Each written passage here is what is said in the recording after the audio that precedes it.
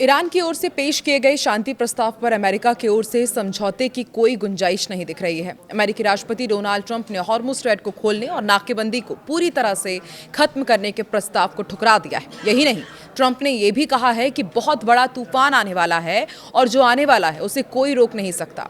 तो क्या ऐसे में अब ईरान और अमेरिका के बीच कुछ खतरनाक होने जा रहा है और इस तूफान के आखिर मायने हैं क्या? आइए समझते हैं इस वीडियो में। नमस्कार, मैं हूं आकांक्षा और आप देख रहे हैं न्यूज़ 18 का डिजिटल प्लेटफॉर्म। अमेरिकी राष्ट्रपति डोनाल्ड ट्रंप ने आज सोशल मीडिया पर एक तस्वीर शेयर की। इसे ईरान को धमकी माना जा रहा है। इस तस्वीर पर लिखा है कि तूफान आने वाला है और जो आने वाला है उसे कोई रोक नहीं सकता। वहीं ईरान के राष्ट्रपति मसूद पज़ेश्कियान ने कहा है कि अमेरिका की समुद्री नाकेबंदी कामयाब नहीं होगी। ईरानी बंदरगाहों को रोकने की कोई भी कोशिश आखिर में फेल ही होगी। उन्होंने नेशनल पर्शियन गल्फ डे के मौके पर कहा कि इस तरह की नाकाबंदी अंतर्राष्ट्रीय कानून के खिलाफ है और इससे दुनिया की शांति पर भी असर पड़ता है।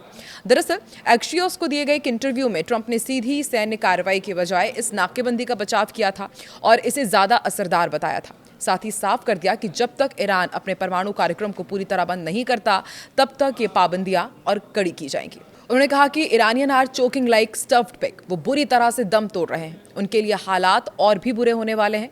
वो परमाणु हथियार नहीं रख सकते। ट्रंप ने दावा किया कि ईरान इस समय भारी दबाव में है और बातचीत करने के लिए काफी उत्सुक है। उनका मानना है कि उनकी सख्ती की वजह से ईरान अब घुटने टेकने लगा है और जल्द से जल्द मामला सुलझाना चाहता है। वो फिलहाल पाबंदियां हटाने के पक्ष में नहीं है क्योंकि उनका टारगेट ईरान को परमाणु शक्ति बनने से रोकना है।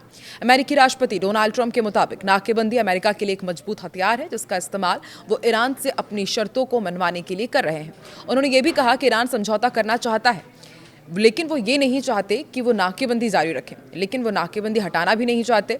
इसलिए वो नहीं चाहते कि उनके पास परमाणु हथियार हो। अब ऐसे में तेहरान की मांग क्या है वो भी आपको समझाते हैं। देखिए, ईरान की मांग ये है कि पहले उनके व्यापारिक रास्ते खोले जाएं, परमाणु मुद्दे पर बाद में बात हो। वहीं अमेरिका का कहना है कि पहले परमाणु कार्यक्रम बंद करो, तभी रास्ते खुलेंगे, तभी बातचीत आगे बढ़ेगी। अभी तक दोनों पक्ष ऐसी स्थिति में फंसे हुए हैं जहां कोई भी झुकने को तैयार ही नहीं है। ईरान का जोर इस बात पर है कि पहले जहाजों की आवाजाही पर लगी पाबंदियों को हटाया जाए, जबकि परमाणु कार्यक्रम से जुड़ी बातचीत को बाद के लिए टाल दिया जाए। तो वहीं दूसरी तरफ अमेरिका इस शर्त को मानने के लिए तैयार नहीं दिख रहा है। ईरान ने पाकिस्तान के जरिए फेज वाइज मामला सुलझाने का प्रस्ताव भी भेजा था जिससे पहले हॉर्मुज़ स्ट्रैट को खोला जा सके, लेकिन ट्रंप ने इस प्रस्ताव को ठुकरा दिया और उसके बाद धीरे धीरे समझौता करने का ये रास्ता फिलहाल बंद होता दिख रहा है। दूसरी तरफ मिडिल ईस्ट में जंग के बीच कच्चे तेल की कीमत $126 प्रति बैरल के पास पहुंच गई है।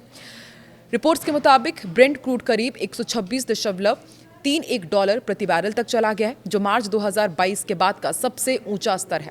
फिलहाल ये करीब $123 प्रति बैरल के आसपास ट्रेड कर रहा है। अमेरिका और ईरान के बीच चल रहे तनाव को लेकर एक एक्सपर्ट का भी बयान सामने आया है और उन्होंने ये साफ कर दिया है कि ईरान इतनी जल्दी हार नहीं मानेगा।